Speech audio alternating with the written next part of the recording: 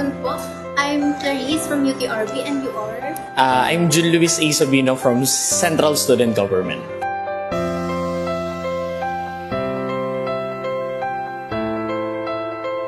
Ngayon po, kasi diniriwang natin yung foundation day, ano po mga preparation yung ginawa nyo to become this foundation as successful? Actually, we already prepared November pa lang.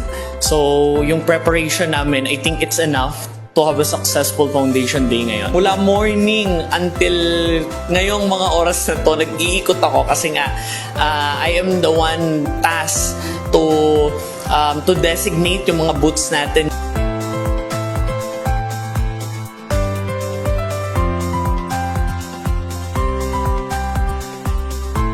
Masasabi ko lang sa mga estudyante na nakiisa sa ating founding anniversary is thank you dahil inayaan ninyo ang ating administrasyon na ipakita kung ano talaga yung tunay na essence ng ating foundation day.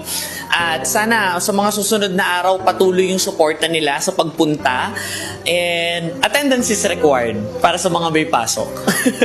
Thank you po. Ay, thank you so much.